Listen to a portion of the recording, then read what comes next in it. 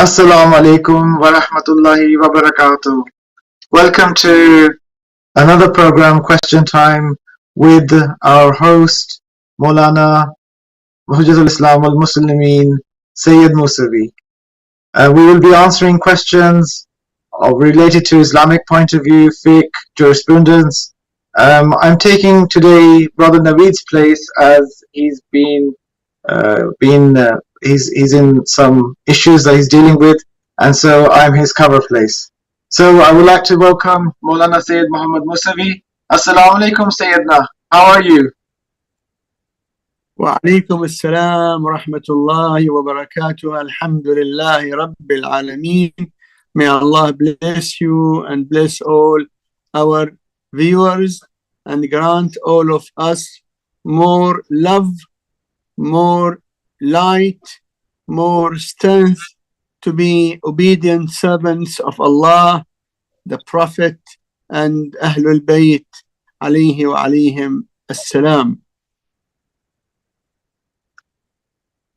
In Ameen, inshallah, Sayyidna. Sayyidna, we have a lot of questions from the youth to ask yourself and be enlightened with your knowledge that you've gained. So if I start the program with some of the questions we've got on our messages, SMS messages. For example, so someone has asked this question. Go ahead, please. Salam, if someone doesn't believe in taqleed, can that Shia, is he out of the Shia? Is he no longer a Shia if he does not believe in taqleed? The answer to this question is this. The meaning of being Shia Muslim is to believe in Allah, the Prophet, Quran, all the books from Allah, all the angels of Allah, and to believe that the successor after the Prophet is Ali ibn Abi Talib alayhi salam. That is the definition of Shia Muslim. The definition of Shia Isna Ashari 12. Shia Isna Ashari Muslim, the 12ers, those who believe that the Prophet is being succeeded by 12 infallible Imams. The first of them is Ali ibn Abi Talib alayhi salam, Amir al-Mu'mineen, and the last of the 12 Imams is Imam al-Mahdi Ajjalallahu Ta'ala Farajahu al-Sharif. This is the definition of Shia. Any person who believes in Allah and the Prophet and the 12 Imams is called Shia Ithna Ashari. The matter of taqleed is an obligatory rule that in the day-to-day rules, those who are not mujtahid, not specialized, not experts in jurisprudence, must rely on the verdict of a highly educated scientist or scholar who is called mujtahid. Either the person himself becomes a mujtahid to get the rule in Sharia, or if he is unable to deduct the rule himself, he must rely on the fatwa verdict of the mujtahid. That is called taqleed. A person who does not believe in taqleed, it is wrong thinking not to believe in taqleed, because without taqleed, what is the evidence? In every matter in life, we ask for evidence. Now, if someone comes and tells you that the earth is flat, what do you ask him? You will ask him, what is the evidence?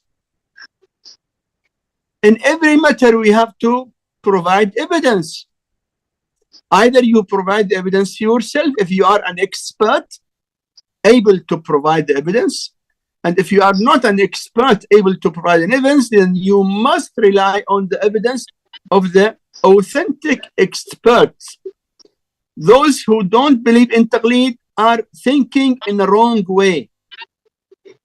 They have got a problem in understanding the meaning of taqleed. I know some people have got enmity, emotional enmity against taqleed because of some reasons. But everyone who thinks properly will know that taqleed is not only obligatory in jurisprudence, but it has been already practiced in every field in our life. If you have in your family a person who needs heart operation, you will not take him to your engineer to get the operation on him. You will take him to the most learned surgeon, heart specialist. That is taqleed. When you want to build a school or hospital or a house or a building, you go to the engineer. You don't go to the advocate or solicitor. And when you have a legal matter, you don't go to the GP, but you go to the solicitor.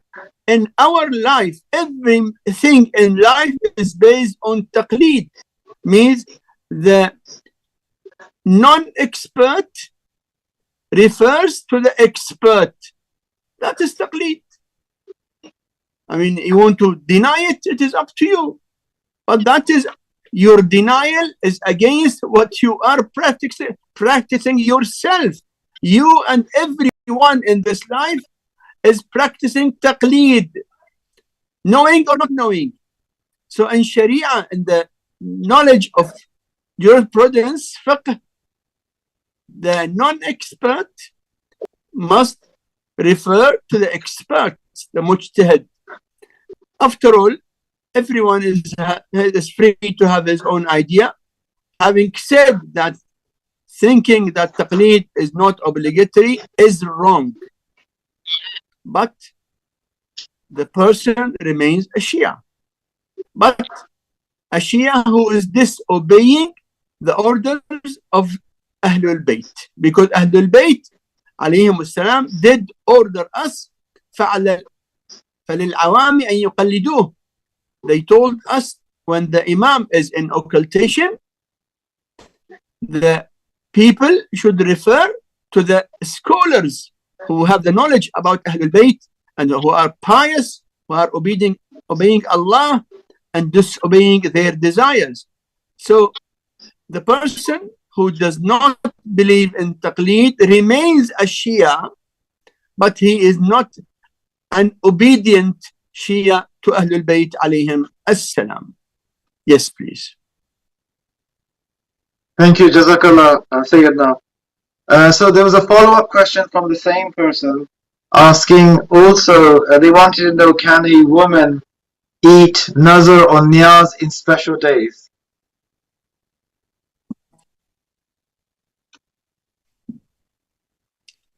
If you please repeat the question. Yes, so the same person is asking whether, the question is this, Sayyidna, the person is asking if a woman can eat nazar, the nazar that we give, or niyaz, they say, on special days, in special days. So when she says special days, I think maybe during those time of the month that the women go through, I assume. Women can eat the nazar or niyaz all the time. Yes. Right. Even when she is passing her period. There is nothing to say that she is not allowed. In Islam, we don't have at all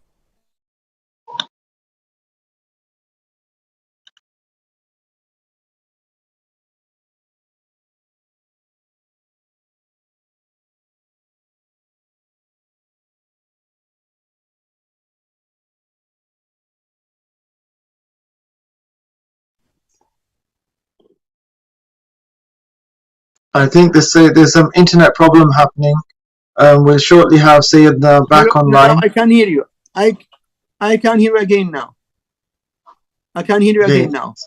Can you hear me? Yes, Sayyidina, we can hear you. If you could repeat the answer, Sayyidina. I say that the female is allowed to take part in Nazar Niyaz, to eat Nazar Niyaz all the time, even if she is passing her period days. There's nothing at all to suggest that she is not allowed. I would like to remind that in some non-Muslim cultures, they look down to the female when she is passing her period days, which is injustice on the female, because the period is created by Allah, who is the most merciful and most compassionate. The period is not something bad that we blame the female for it. After all, Allah created every creature with Allah's wisdom and Allah's knowledge and Allah's mercy. So when the female passes her period, she is not less than any other human being. So we should not look down to the female because of some non-Muslim culture. Those who look down to the female, I know very well that some cultures, they don't allow the female who is passing her menstruation to sit with them on the table of food, which is completely wrong. It is injustice. It is discrimination. And they are, in fact, discriminating against something which Allah created. I mean, you believe in Allah or not? Allah created man in a way and women in a way. So how you blame or look down to a human being because of something which Allah has created in her body? So we should be careful, and we should not allow non-Islamic cultural acts to penetrate in our life. And we should always remember that we are followers of Ahlebait, who are the leaders of real Islam. Yes, please. Thank you, Sayyidina, for that answer to that question. So I have another question from a gentleman. He's asking, there are youngsters that have never smoked cigarette, but they started smoking these new electronic shishas, vaping, and e-cigarettes. Are these permitted, allowed? And also, if Sayyidina, if you could touch on cigarettes themselves, the shisha that we have youngsters smoking as well, and on the electronic cigarettes as well. If you could let us know what is the take on Islam on this. Smoking cigarettes or shisha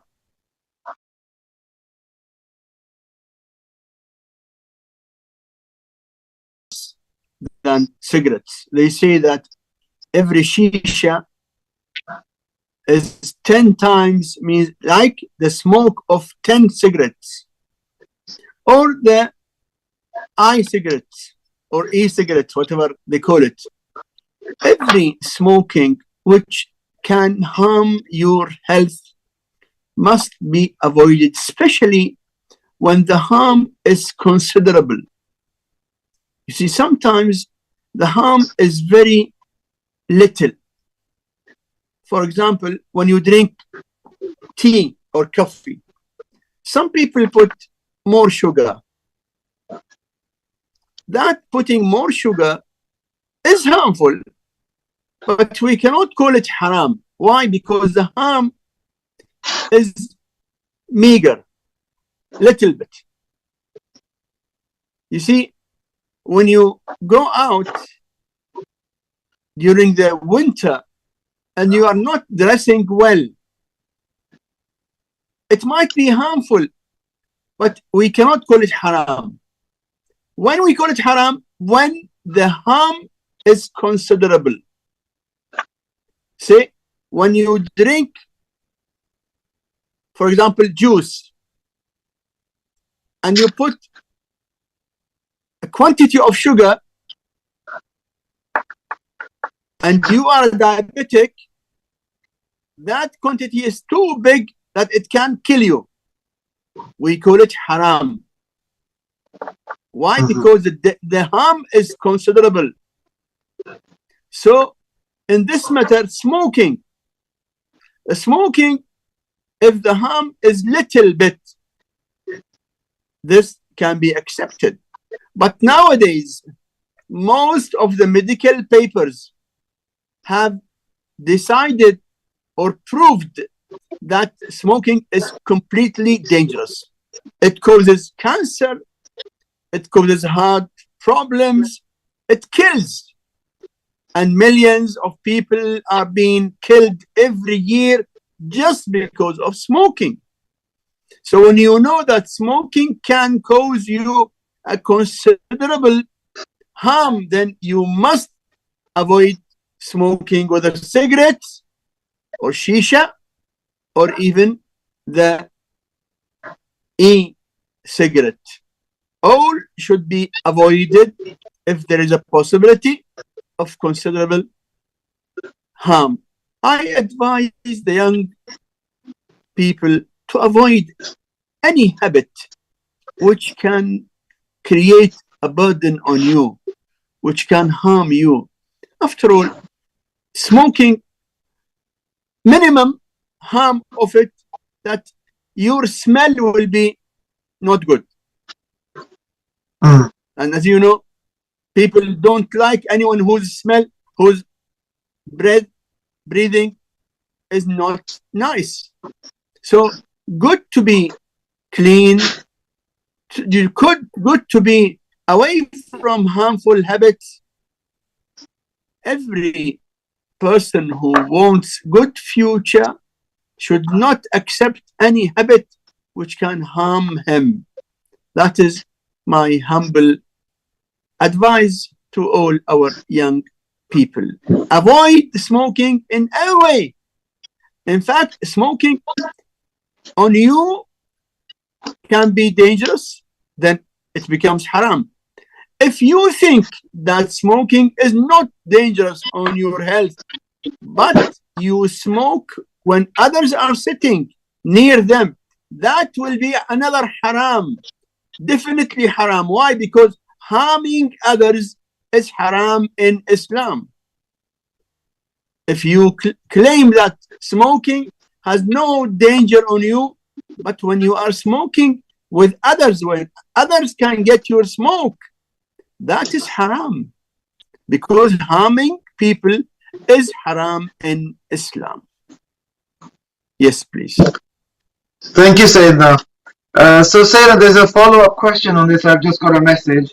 And the person is asking about some illegal smoking, which is illegal according to maybe countries. Some countries allow some smoking, certain herbs, certain kind of things such as cannabis, weed, they call it, these kind of things, hashish, they call these things. And so the youngster is asking this: if it's not said in the Quran or in the fiqh jurisprudence, then why has there been a general ruling that this is haram? All types of drugs which causes intoxication, all of them are haram. All of them. Hashish, other types, every type of intoxicant in any form, it is haram, definitely. And as you know, and as you see, how many people's life were destroyed because of drugs. That's why in many countries, the dealing with drugs is a crime. And in some countries, they kill those who traffic and do business of drugs. In Islam, every drug which causes intoxication is haram, definitely. Yes, please.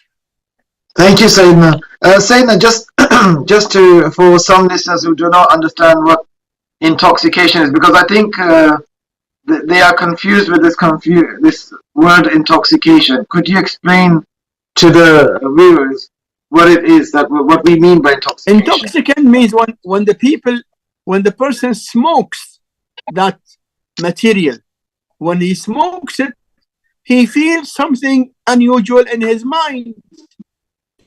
That is the reason why they smoke it, why they buy it, because it is not their thinking on their minds. That's why this is called haram, because it affects the thinking procedure.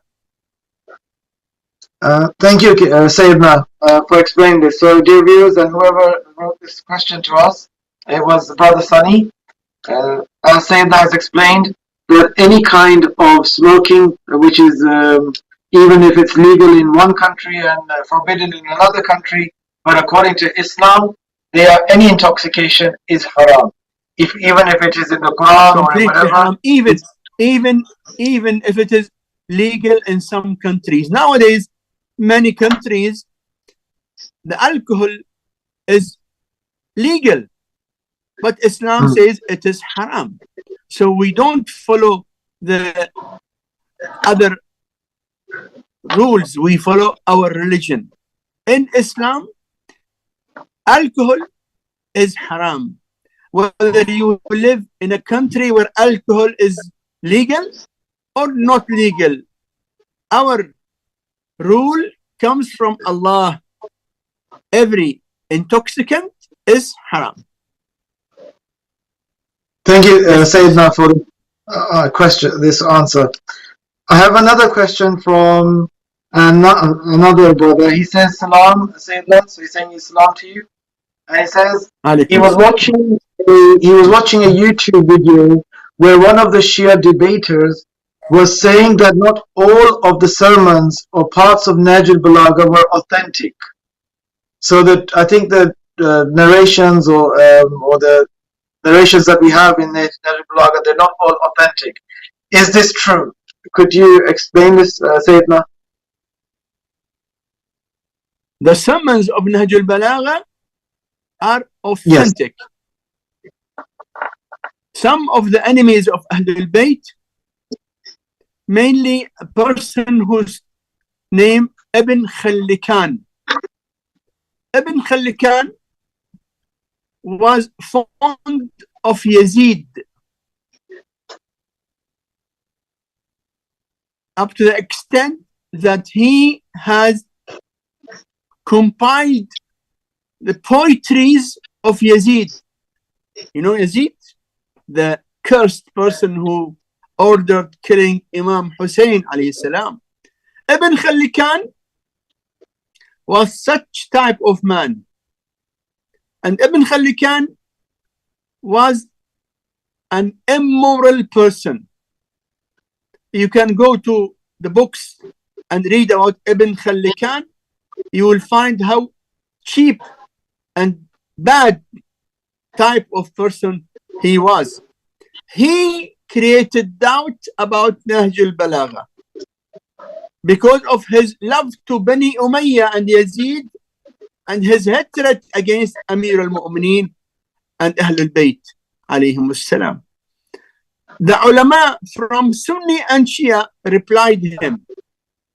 So the evidence is published that Nahj al-Balagha is authentic, and all the sermons of Nahj al-Balagha are 100% authentic. We don't care what people claim without evidence. Yes, please. Thank you, Sayyidina, for answering this. As dear viewers, there are many propaganda going out against our books, and you should speak to such as Sayyidina himself and the people of knowledge regarding such fabrications that come up against our books. So Sayyidina, there's another question. In fact, you find, let me tell you here, propagation against our books. Also, there is propagation against Quran itself. There are many websites of the enemies of Islam who try to propagate against Quran and against the Prophet of Islam. That does not carry any weight because it is not by evidence. If you follow the evidence, you will see that Quran is a truth from A to Z, and the Nahj al-Balagha book is also truth, and all the sermons in it are authentic. Yes, please. Thank you, Sayyidina, for that answer. So I have another person asking a question. Says, Salam, does the concept of luck exist in Islam? So the concept of luck, and is it permissible to say to someone, and is it permissible to say to someone good luck or something like this?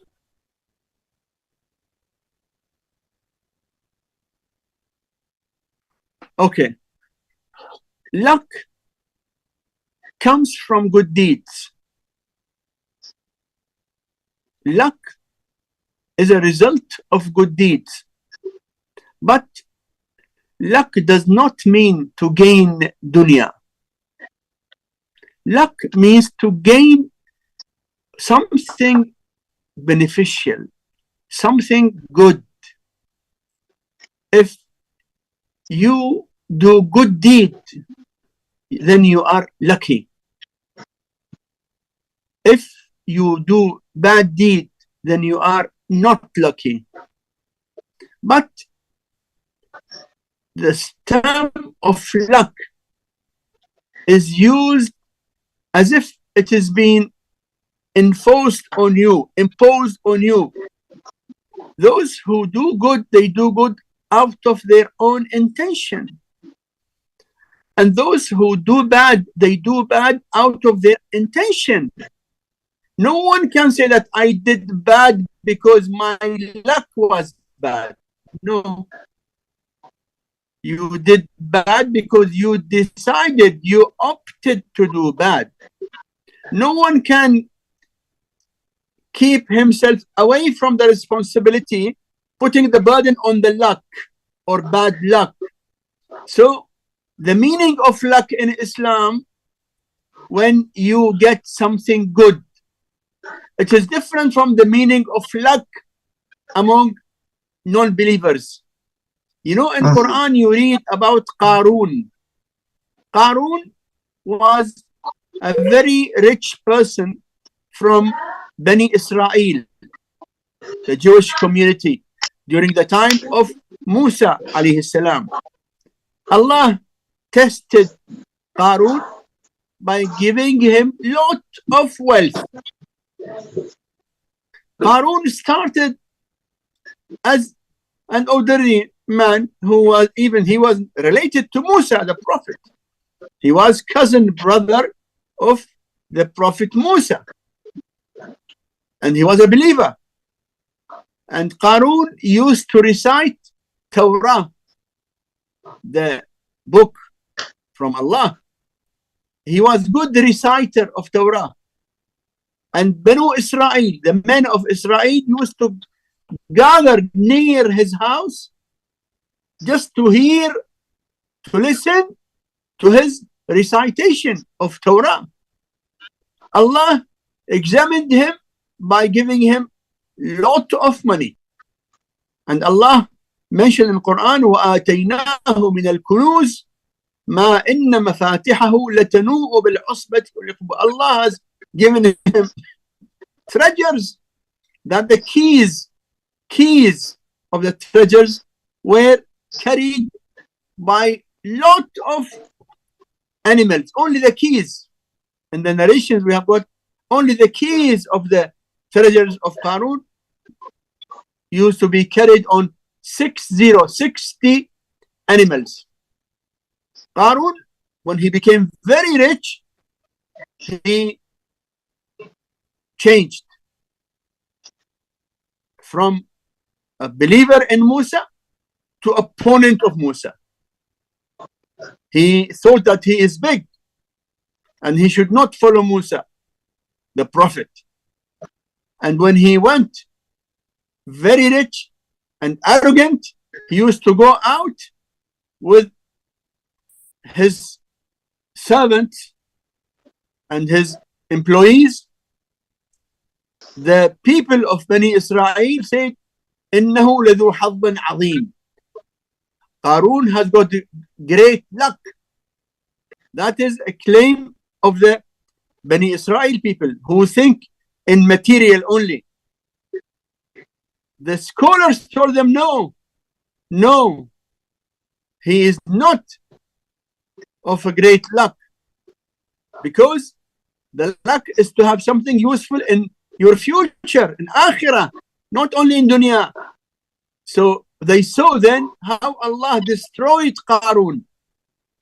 So having a lot of money is not a luck. Having big houses or big cars or new cars is not a luck. Luck is to have something which makes you happy forever. Your iman, your good deeds, your faith. So we need to understand the meaning of luck, real luck. Real luck is things which makes you happy forever, not things which make you happy for short while and then you meet disasters because of that money or name or fame or whatever. So we need to understand the meaning of luck, and every good deed has got a good result. Yes, please. Thank you. So, brothers and sisters, you have the meaning of luck in terms of Islam, and then how Muslims should see luck and how Muslims should understand luck. Sayyidina has explained very eloquently, and the luck that we mean is different from the luck non-Muslims believe in.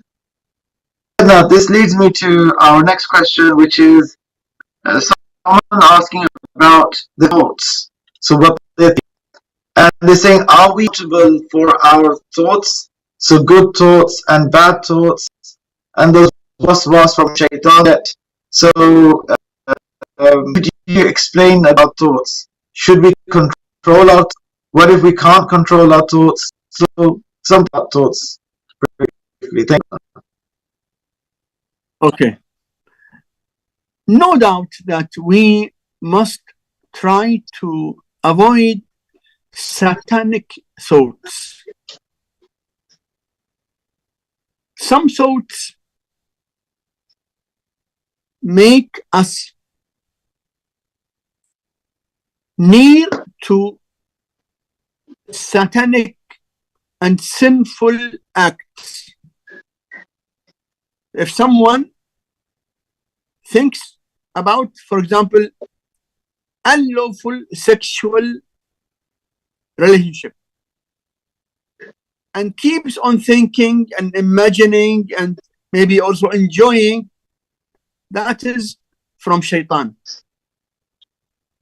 Any thought which makes the human being near to sinful acts must be avoided. Some thoughts come without your intention and causes you a feeling of uneasiness. Wrong thoughts, but you are not responsible because it didn't come by your invitation. And when it came, that bad thought, you did not welcome it and mix with it and involve yourself more in it. So we must be careful from any thought which make us near to sinful act. Imagination of sinful acts should be avoided. Wrong thoughts which come out of our control, we just seek help from Allah to avoid us and to protect us.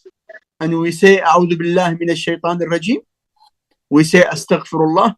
We say, Allahumma salli ala Muhammadin wa ali Muhammad. We say, La ilaha illallah, to avoid or to drive away bad thoughts from us. Yes, please. Thank you, Sayyidina. So, dear viewers, as you can see very nicely, that we should control bad satanic thoughts because they degrade us, they put us in a vulnerable position. Sayyidina, the next question I have is, Salam Moulana, he says to you, can you give me exact meaning of the name Nabiha, Nabihi? Is it recommended to keep the baby name as such? Sorry. Would you want to ask at the moment, or should I move on to another? The name is Biha or Abiha? Nabiha. Nabiha and Nabiha. What is the name? It's Nabiha. Nabiha. Yes. Nabiha, yes, Nabiha means in Arabic from Nabih.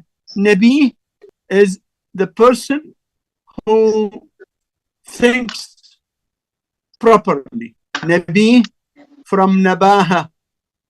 Nabih, not Yes. Nabi. Nabih means a person who thinks properly. So the female who thinks properly is called in Arabic Nabiha. So it is good name in Arabic. But always the followers of Ahlebait are encouraged to name their children after the names of Ahlebait alayhim as-salam.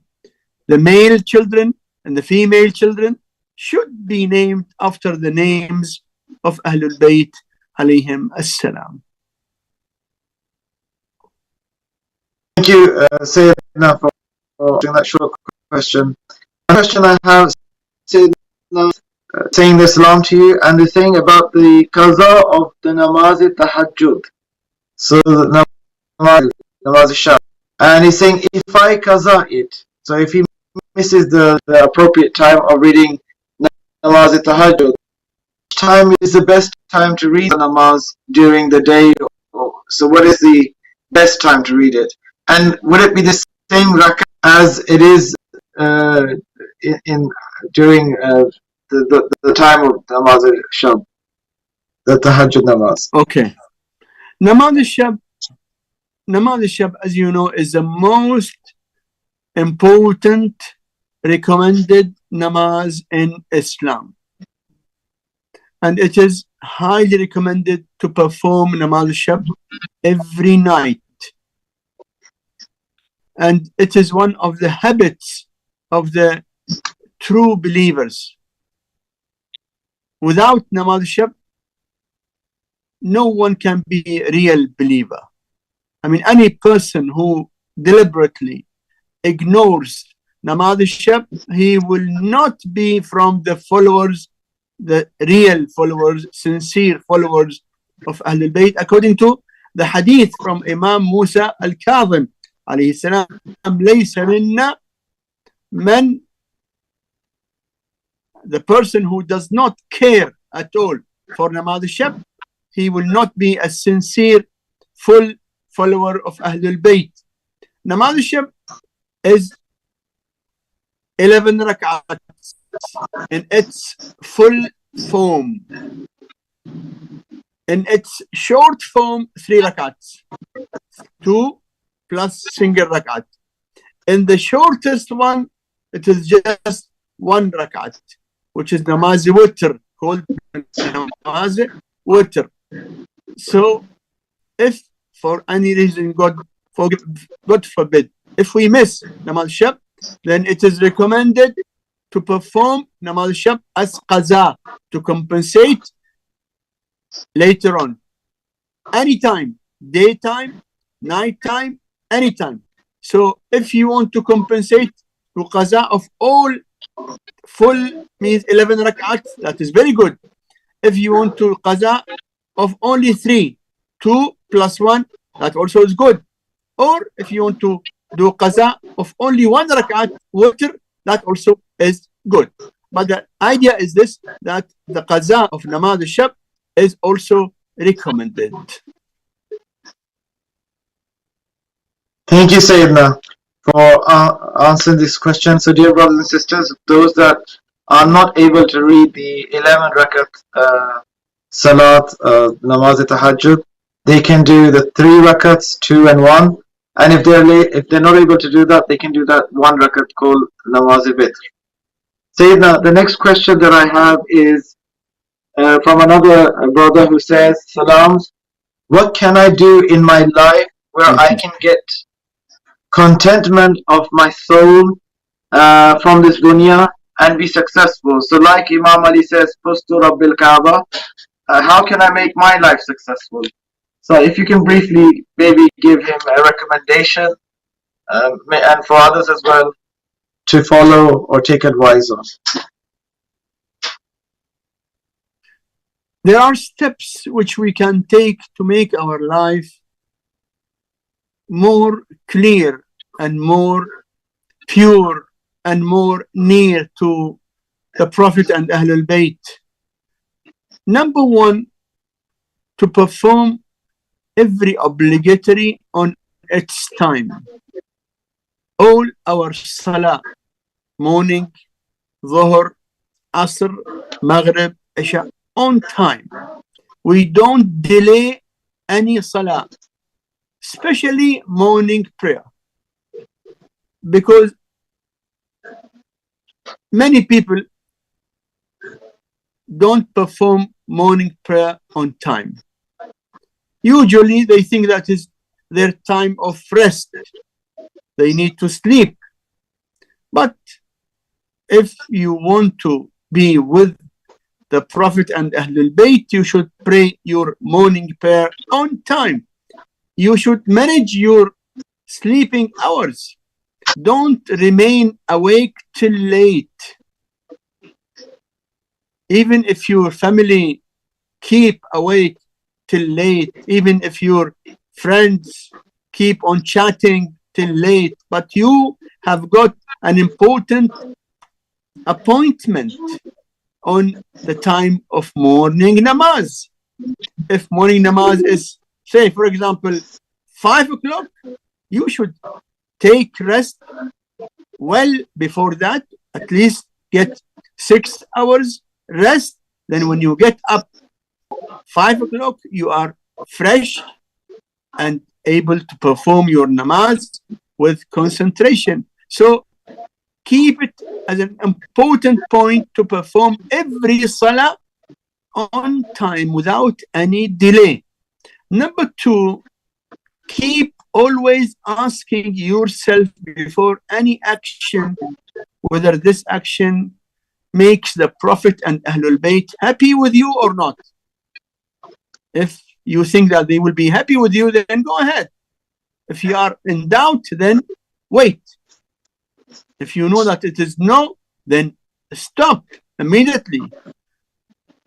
Also, it is very important to try your best to worship Allah as much as you can by remembering Allah always, repeating the name of Allah, repeating istighfar, astaghfirullah, repeating salawat, which is the greatest dhikr, greatest dua, greatest supplication is Allahumma salli ala Muhammad wa ali Muhammad wa ajjil farajahum. That will elevate your status more and more. Also, try to be always with wudu.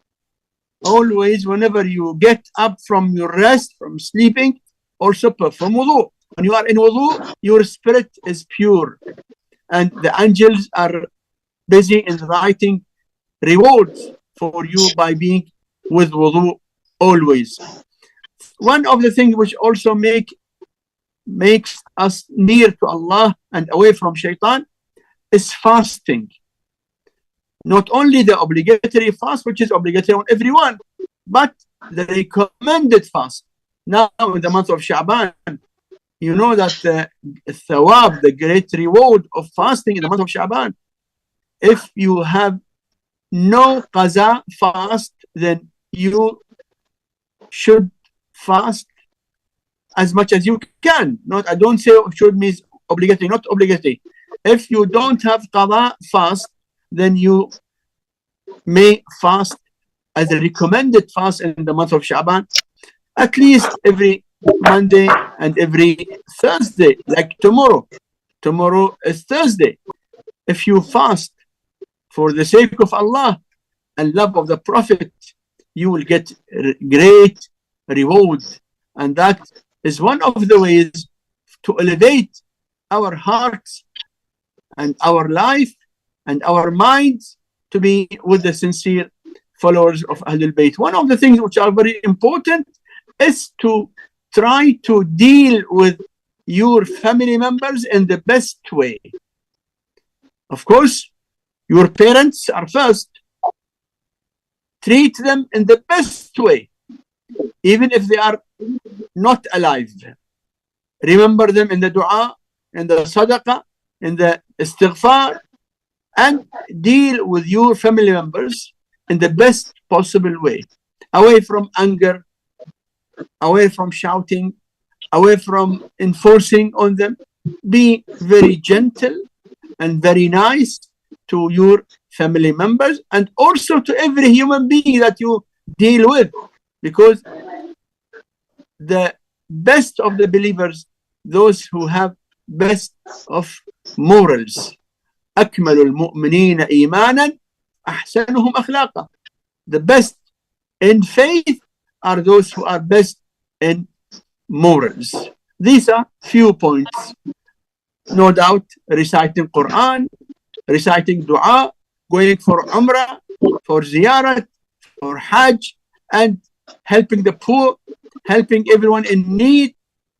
That are ways you will see that in every moment of your life you can do good, and that good will be kept for you for happier life here and best future hereafter, inshallah.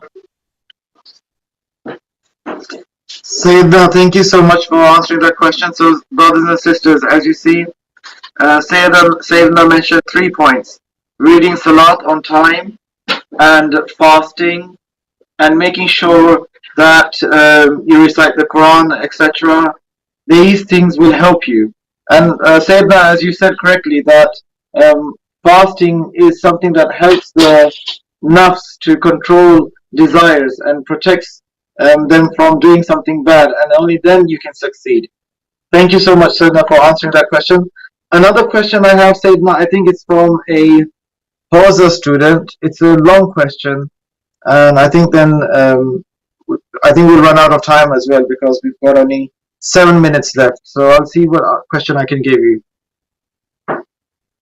So the question is this: please kindly let me know. Please kindly let me know how to increase knowledge in terms of dua. I know mutaliya can increase, but if my hafiza is not strong, whatever I read I forget. What can I do to strengthen my hafiza, so his memory, and then increase my knowledge? So could you recommend some techniques, or what should he do? Okay.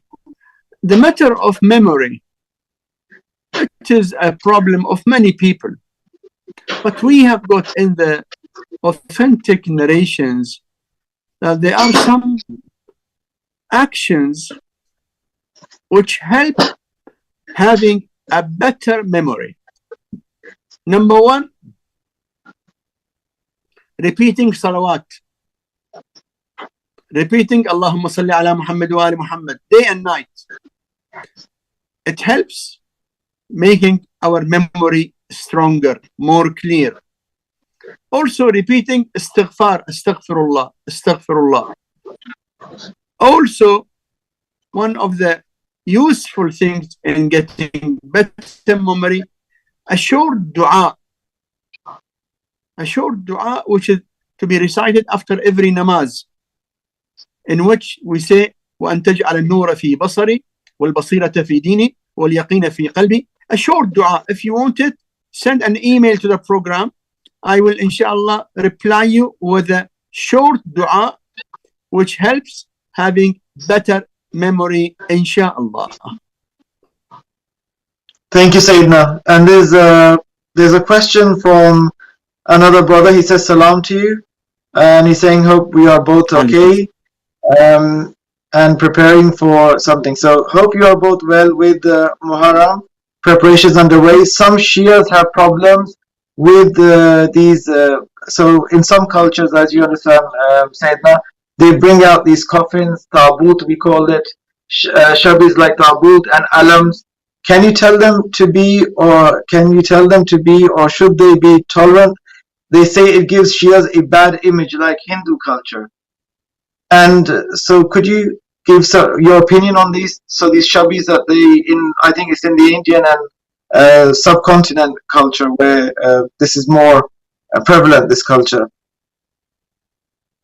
In general, commemorating and observing the tragedies of Ahlebait is always good, but the way of observance should be according to the teachings of Ahlebait, not according to the cultures which might be against the teaching of Ahlebait. I'll give you an example. Wearing black dress in the month of Muharram and Safar is good. We do that, and many mu'mineen, many big scholars, one of the maraji of taqleed, from the 1st of Muharram till the 8th of Rabi'ul Awwal, every part of his cloth is black. Good. But in some cultures, ladies without hijab, wearing sari, which is not covering even her body, black sari, showing parts of her body. And in this way, you are going against the teaching of Imam Hussain alayhi salam himself. Those who commemorate, those who observe, those who hold majalis and azadari are doing a great job, no doubt, but within the teachings of Ahlul Bayt alayhim salam. I advise our dear brothers and sisters to always follow the marji' of taqleed. In their own areas, there should be ulama. Ask the ulama to get you the verdict of the marji' of taqleed in any matter which is not clear for you. Qibla, with your permission, can I ask one other question, and then I think we can end the program. Bismillah. Bismillah. So some mosques are and other organizations are saying, do not let people who have no beard speak at gatherings, even though they are pious. Is this right? Is it not too strict? They even say that those who have no beard are Yazidi, but the Imam would not like his lovers. Could you answer this question? Anyway, no doubt that keeping the beard is important in Islam, and our big scholars say that shaving it is not permissible according to the obligatory precaution. But no one can call a mu'min as Yazidi because he is not keeping beard. That is something very, very wrong, to call a mu'min as Yazidi. Yazidi means enemy of Imam Hussain.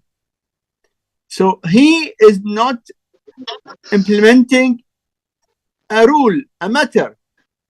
You cannot call him Yazidi at all. He knows his own situation, and Allah knows. We say in general, those who are not in danger, those who can keep their beard should keep their beard. But we don't know the situation of many people. Maybe they have got valid reason. Maybe they cannot keep the beard because of some risk or danger or big harm. So we are not allowed to call any believer, any lover of Imam Hussain as Yazidi, for if we don't have this, it is completely wrong. Even a person who is committing other sins, not only beard. No, if you know that a person is drinking alcohol, God forbid, drinking alcohol is a major sin. Can we call him Yazidi? Astaghfirullah. No, we cannot. We cannot call any lover of Ahlul Bayt, any Muslim. We are not allowed to call him Yazidi, but Yazid and his people are Yazidis. Those who support Yazid are Yazidis.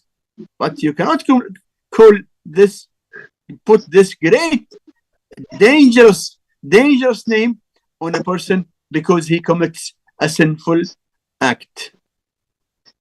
Yes. Jazakallah khair, Sayyidina, for answering that question. And this, you're very right that it's not acceptable to call someone in such a language, in such definitions, who are the lovers of Ahlebait. We should be tolerant and we should be understanding of people that do commit sins. They are human beings. Everyone makes a mistake, and we should not be punishing them or labeling them with the enemies of Ahlebait. Jazakallah khair for this, Sayyidina. I think we've run out of our time as well, Sayyidina. Thank you so much for answering so many questions, and inshallah in the next program you will be with your original host, Brother Naveed. But it was a pleasure spending time with you on this program and answering those questions. It was enlightenment from me, and I'm sure it was an enlightenment for the viewers. Let me remind everyone to prepare for the 15th of Sha'ban. 15th of Sha'ban is the greatest night after Laylatul Qadr. We are not too far from the 15th of Sha'ban. Everyone should do whatever he can to prepare his heart, his mind, his family for the great night of 15th of Sha'ban. And also, meanwhile, it is very good to try to fast in the month of Sha'ban, and also to try to recite istighfar. You know, there is a hadith, the hadith from Imam Raza alayhi salam, that short sentence of istighfar, if you recite it in the month of Sha'ban, you will get the reward of reciting istighfar 70,000 times in other months, which is astaghfirullah wa as'aluhu tawbah. Astaghfirullah wa as'aluhu tawbah. Repeat this, astaghfirullah wa as'aluhu tawbah 70 times, any time in the day or night in the month of Sha'ban. You will get the reward of saying it 70,000 times in other months. May Allah bless you all.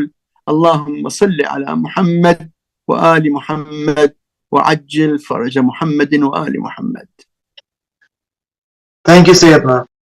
Dear brothers and sisters, as you've seen the program, alhamdulillah, mashallah, we have had very good answers coming from Sayyidina, eloquent questions, informative questions, and inshallah join us